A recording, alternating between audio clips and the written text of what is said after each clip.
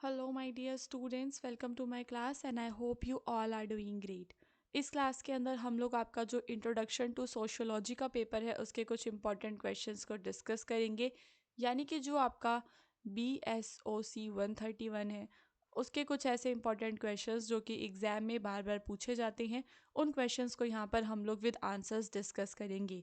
Answers Hindi और English दोनों medium में रहने वाले हैं ताकि जो भी कॉन्सेप्ट्स हैं वो दोनों मीडियम के स्टूडेंट्स को समझ में आ सके। अगर आपको समझने में किसी प्रकार की कोई परेशानी आती है लैंग्वेज को, तो आप लोग चाहे तो हमारे PDFs को डाउनलोड करके PDF से भी रिवाइज कर सकते हैं, या फिर जो मैटर स्क्रीन पर लिखा रहता है उसे एक बार आप लोग वीडियो को पॉज करके रीड कर सकते हैं यदि आपको कहीं पर भी ऐसा लगता है कि आपको समझ में नहीं आ रहा है, कोई परेशानी आ रही है। क्योंकि जो भी मेरे PDF में आंसर्स हैं उनको मैंने एकदम आसान भाषा में, ठीक है, ऐसी भाषा में लिखा है कि वो आम आदमी को भी पढ़ के समझ में आ सकती है। तो यहाँ पर जो हमारा पहला क्वेश्चन है बच्चों, इसमें आपको सोशल ग्रुप के बारे में बताना है। अब जो आपके एग्जाम में क्वेश्चन आया था वो पूरा का पूरा यही आया था कि सोशल ग्रुप क्या है और इनका क्लासिफिकेशन हम कौन से बेसिस पे कर सकते हैं। तो सबसे पहली चीज़ आपको सोशल ग्रुप के बारे में बताना है। तो जो सोशल ग्रुप होता है वह क्या होता है? कलेक्शन ऑफ पीपल, यानी कि लोगों का क्या होता है बच्चों? लोगों का समूह होता है जो लोग एक दूसरे के साथ इंटरेक्ट करते हैं, शेयर करते हैं अपने कॉमन इंटरेस्ट को, और उनके अंदर एक सेंस ऑफ बिलोंगिंग भी होती है। तो सोशल ग्रुप क्या होता है? हमारा कलेक्शन ऑफ पीपल जिनके गोल्स जो है एक जैसे होते हैं, इंटरेस्ट एक जैसे होते हैं। These groups are important in shaping individual behavior, identity and social norm। तो यहाँ पर ये जो ग्रुप है ये क्यों इम्पॉर्टेंट है? क्योंकि ये व्यक्ति का जो बिहेवियर होता है, उसकी आइडेंटिटी जो होती है समाज के अंदर, उसको एक प्रकार का आकार देते हैं। तो एक सामाजिक समूह छोटा हो सकता है जैसे कि एक परिवार, या फिर बड़ा हो सकता है जैसे कि एक देश। तो यानी कि जो सामाजिक समूह है वह क्या है? जिसमें जो लोग हैं वे एक दूसरे के साथ संपर्क कर रहे हैं। ये छोटे ग्रुप भी हो सकते हैं, बड़े ग्रुप भी हो सकते हैं। अब यहाँ पर जब हम बात करते हैं सामाजिक समूह यानी कि सोशल ग्रुप की बच्चों, तो यहाँ पे एक चीज़ इंपॉर्टेंट रहती है कि ये लोग जो है सिमिलर रूल्स एंड वैल्यूज़ को फॉलो करते हैं। उसके बाद यहाँ पर आपका क्या है? इसके क्लासिफिकेशन। अगर हम इसके क्लासिफिकेशन की बात करें तो मेंबरशिप के हिसाब से ये जो है प्राइमरी और सेकेंडरी होते हैं। यानी कि सदस्यता के आधार पर जो आपके समूह हैं ये प्राथमिक समूह होते हैं। ये समूह छोटे समूह होते हैं जिनमें व्यक्तिगत और करीबी रिश्ते होते हैं। प्राथमिक समूह के लोग एक दूसरे को अच्छी तरह से जानते हैं। तो यहाँ पर जो आपका प्राइमरी वाला है इसमें क्या देखने के लिए हमें मिलता है कि इसमें आपकी फैमिली और आपके क्लोज फ्रेंड्स आते हैं जो कि एक दूसरे को बहुत अच्छे तरीके से जानते हैं। वैसे ही सेकेंडरी ग्रुप में वो वाले लोग आते हैं जिनके साथ जो आपको स्कूल में मिलते हैं, वर्क प्लेस पे मिलते हैं, वो आपके सेकेंडरी ग्रुप में आते हैं। फिर आता है पर्पस ऑफ द ग्रुप। अगर हम बात करें पर्पस की, तो जो ग्रुप है वो दो तरीके के हैं। एक है इंस्ट्रूमेंटल ग्रुप्स और दूसरे हैं एक्सप्रेसिव ग्रुप्स। इंस्ट्रूमेंटल जो ग्रुप्स होते हैं इनका एक गोल रहता है, जैसे कि स्पोर्ट्स की जो टीम है वो आपका एक इंस्ट्रूमेंटल ग्रुप यानी कि उपकरणात्मक ग्रुप होगा। और जो व्यक्तिगत समूह होते हैं उसमें आपके सहायता समूह और सामाजिक क्लब वगैरह आपके व्यक्तिगत समूह में आती हैं। फिर इसके साइज के हिसाब से तो स्मॉल और लार्ज ये हो सकते हैं। स्मॉल में आपकी फैमिली, आपका परिवार, और लार्ज में आपके विद्यालय होते हैं। और ग्रुप के स्ट्रक्चर के हिसाब से हो सकता है, यानी कि ग्रुप जो है ये फॉर्मल भी होते हैं और आपके कैसे होते हैं? इनफॉर्मल भी होते हैं। ठीक है, फॉर्मल जैसे कि आपकी कोई कंपनी है, कोई गवर्नमेंट ऑर्गेनाइजेशन है, और इनफॉर्मल यानी कि अनौपचारिक जैसे कि आपके दोस्तों का समूह, पड़ोसियों के साथ बैठक।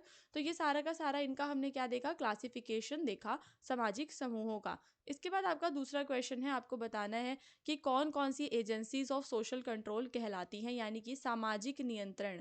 समाज में जो है नियंत्रण रहे, समाज में अराजकता ना फैले, तो कौन कौन सी एजेंसीज हैं जो सामाजिक नियंत्रण की ओर कार्य करती हैं। तो social control refers to the mechanism, strategies and institutions that societies use to regulate individual behaviour and maintain social order. तो हम क्या देखते हैं? समाज के अंदर जो है सोशल ऑर्डर मेंटेन करके रखने के लिए क्या रहता है? सामाजिक नियंत्रण जो है वो इम्पॉर्टेंट है ताकि समाज के अंदर जो है सामाजिक व्यवस्था बनाई जा सके। तो एक बार इसको हम फिर से रीड करते हैं। सामाजिक नियंत्रण उन तंत्रों, रणनीतियों और संस्थाओं को कहा जाता है जो समाजों द्वारा व्यक्तिगत व्यवहार को नियंत्रित करने और सामाजिक व्यवस्था बनाए रखने के लिए उपयोग किए जाते हैं। ये तंत्र यह सुनिश्चित करने के लिए आवश्यक होते हैं कि लोग सामाजिक मानदंडों, कानूनों और नियमों का पालन करें। तो यहाँ पर जो सोशल कंट्रोल है ये क्यों आवश्यक है बच्चों, इसका क्या इंपॉर्टेंस है? तो इम्पॉर्टेंस इसका ये है कि जो लोग हैं वो जो भी सोशल नॉर्म्स हैं, लॉज हैं, रूल्स हैं, उनका पालन करें। अब यहाँ पर वेरियस एजेंसीज होती, जैसे कि आपकी जो परिवार है, आपकी जो फैमिली है, वो भी एक प्रकार से एजेंसी है सोशल कंट्रोल की, क्योंकि फैमिली के अंदर जो बच्चे होते हैं वो बाकी परिवार के जो सदस्य होते हैं जो बच्चों को सही प्रकार से व्यवहार करना सिखाते हैं। सोसाइटी के बारे में इंफॉर्मेशन हमें हमारे सबसे पहले हमें हमारे परिवार से ही पता चलती है। तो जो परिवार होता है वो समाज में ऑर्डर मेंटेन करके रखने के लिए सबसे नंबर 1 पर आता है। फिर उसके बाद होता है आपका एजुकेशन सिस्टम। एजुकेशन सिस्टम में स्कूल, कॉलेज, यूनिवर्सिटीज़, आपके टीचर्स वगैरह आते हैं, जो कि सोसाइटी के अंदर जो बच्चों का बिहेवियर है उसको कहीं ना कहीं कंट्रोल करते हैं, बच्चों को सिखाते हैं कि सही प्रकार से जो है व्यवहार कैसे करना है। तो शिक्षा प्रणाली इसमें आपके विद्यालय, महाविद्यालय ये सब आते हैं, और शिक्षा के माध्यम से व्यक्तियों को सामाजिक मानदंडों, नियमों और नैतिकताओं के बारे में सिखाया जाता है। विद्यालयों में अनुशासन, सहयोग, दूसरों का सम्मान करना, ये सब सिखाया जाता है। फिर हमारा रिलीजन होता है। तो रिलीजन जो है वो भी सोशल ऑर्डर को मेंटेन करने में हेल्प करता है। कैसे? क्योंकि जो रिलीजन है वहाँ पे हमें गाइडेंस मिलती है। जो हमारा रिलीजन है वो हमें स्पिरिचुअल बनाता है, हमें डिवाइन बनाता है। तो ये भी जो है समाज के अंदर एक प्रकार से नैतिकता जगाता है, व्यक्तियों को जो है नियमों का पालन करने के लिए प्रेरित करता है, मूल्यों के बारे में हमें सिखाता है। जो धर्म है, अच्छा बुरा जो है, इस सब के बारे में जानकारी प्रदान करते हैं, तो हमें समाज के बारे में इंफॉर्मेशन इनसे मिलती है। फिर होते हैं लॉ एंड लीगल इंस्टीट्यूशंस, जैसे कि police, court, other legal institutions. ठीक है, इन्हें हम लोग formal means of social control कहते हैं। तो they ensure that laws are followed and they enforce penalties और वायलेशन। तो अब यहाँ पर हमारी बात आ जाती है न्यायालय की, जो हमारी जुडिशरी वगैरह है, ठीक है, हमारी सरकार है। तो ये सब जो होते हैं ये भी हमें मजबूर करते हैं, जो हमारे लीगल इंस्टीट्यूशंस हैं ये भी समाज के अंदर जो है सोशल ऑर्डर मेंटेन करके रखने में एक रोल प्ले करते हैं। फिर उसके बाद होता है मीडिया। तो जो मीडिया है वो सोसाइटी के अंदर वैल्यूज़ को फैलाने का काम करती है। टेलीविज़न हो, न्यूज़पेपर हो, तो जो सोशल मीडिया है उसके थ्रू हम इन्फ्लुएंस कर पाते हैं लार्जर पॉपुलेशन को। तो अगर हम लोग अच्छी इन्फॉर्मेशन स्प्रेड करेंगे तो समाज के अंदर जो सोशल ऑर्डर है वो मेंटेन रहेगा। तो मीडिया सामाजिक मानदंडों और मूल्यों को आकार देने में महत्वपूर्ण भूमिका निभाती है। टेलीविज़न, समाचार पत्र, सोशल मीडिया जैसे जो प्लेटफॉर्म है, इनके ये सब हैं जो सार्वजनिक राय को ये प्रभावित करते हैं और सामाजिक मानकों को स्थापित करने में मदद करते हैं। तो ये जो हमने यहाँ पर पॉइंट्स देखे हैं बच्चों, इन सारे पॉइंट्स को आपको अपने आंसर में इंक्लूड करना है। एकदम आसान भाषा में आप लिख सकते हैं कि समाज में जो है नियंत्रण स्थापित करने के लिए कौन कौन सी वेरियस जो है आपकी एजेंसीज हैं, कौन कौन से आपके तंत्र हैं। तो उसमें सबसे पहले आपकी फैमिली आती है, फिर आपकी शिक्षा प्रणाली, आपका धर्म, और जो भी लीगल इंस्टीट्यूशंस हैं वो आते हैं, जिसमें पुलिस भी आती है। तो ये सब मिलकर जो है समाज के अंदर सोशल ऑर्डर मेंटेन रखने में काम करते हैं। फिर यहाँ पर एक और क्वेश्चन है आपको, हिस्ट्री यानी कि जो आपका इतिहास होता है, और आपका सोशियोलॉजी यानी जो आपका सामाजिक शास्त्र है, इनके अंदर क्या कोई प्रकार का रिलेशनशिप है वो आपको यहाँ पर डिस्क्राइब करना है। तो हिस्ट्री और सोशियोलॉजी दोनों के दोनों डिस्टिंक्ट है, पर कहीं ना कहीं इंटरकनेक्टेड डिसिप्लिन्स होते हैं। जो हिस्ट्री है वो फोकस करती है पास्ट के इवेंट्स पे, पास्ट में जो कुछ भी हुआ उनको उनके ऊपर फोकस करती है। जबकि जो सोशियोलॉजी है वो एग्जामिन करती है सोसाइटी को, सोशल बिहेवियर्स को, स्ट्रक्चर्स को और इंस्टीट्यूशंस को in the present and seek to understand how they influence individual and group. तो यहाँ पर ये देखती है कि जो आपकी इतिहास में जो भी चीज़ें हुई हैं वो किस प्रकार से उन्होंने समाज को प्रभावित किया है, ये सोशियोलॉजी जो है वो देखती है। तो इतिहास और सामाजिक शास्त्र दो अलग अलग लेकिन आपस में जुड़े हुए विषय हैं। इतिहास अतीत की घटनाओं, लोगों और समाजों का अध्ययन करता है ताकि यह समझा जा सके कि वर्तमान को कैसे आकार देते हैं।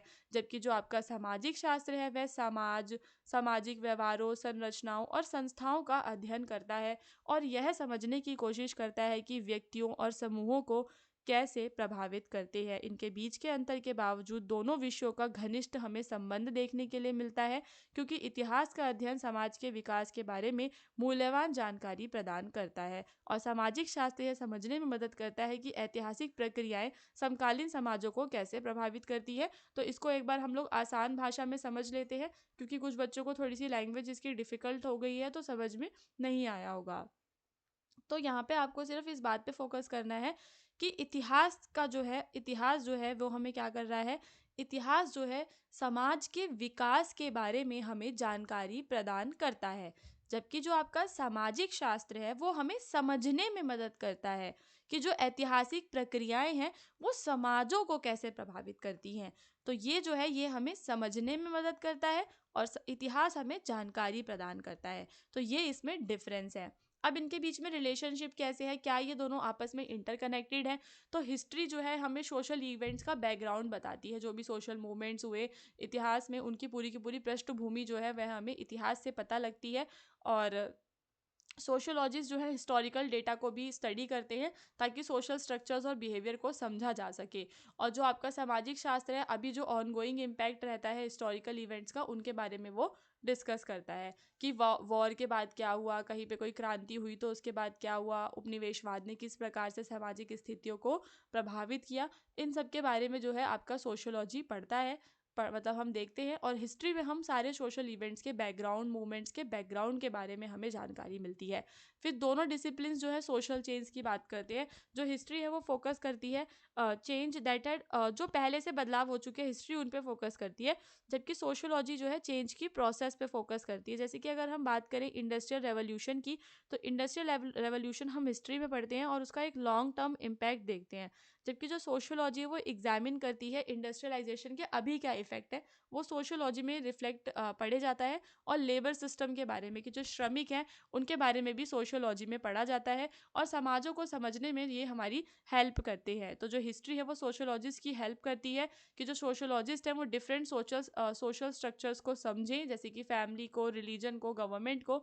और ये जो सोशोलॉजी है वो हिस्टोरियंस की हेल्प करती है सोसाइटी में जो वैल्यूज़ और रिलेशनशिप है उनको समझने में, कि जो भी हिस्टोरिकल इवेंट हुआ है उसके पीछे का क्या कारण था वो हम सोशियोलॉजी में पढ़ते हैं। समाजशास्त्र जो है इतिहासकारों को समझने में मदद करता है कि समाज के मानदंड, मूल्य और रिश्ते ऐतिहासिक घटनाओं को कैसे आकार देते हैं। सो स्टूडेंट्स, अगर आपको इसका पीडीएफ डाउनलोड करना है तो आपको हमारी वेबसाइट गूगल पे सर्च करने पर इसका पीडीएफ मिल जाएगा। और इसका जो पीडीएफ है वो आज रात तक ही अपलोड हो पाएगा। आपको दोनों क्वेश्चंस जो हैं पीडीएफ में से अच्छे से रीड कर लेने हैं। और जो भी मैंने आपको पॉइंट्स बताए हैं ये सारे पॉइंट्स आपको ज़रूर उस आंसर में इंक्लूड करने हैं। आप लोग हमारे व्हाट्सएप चैनल को ज्वाइन कर सकते हैं ताकि आपको पीडीएफ और लाइव क्लास के जो लिंक है वो समय पर मिलते रहे।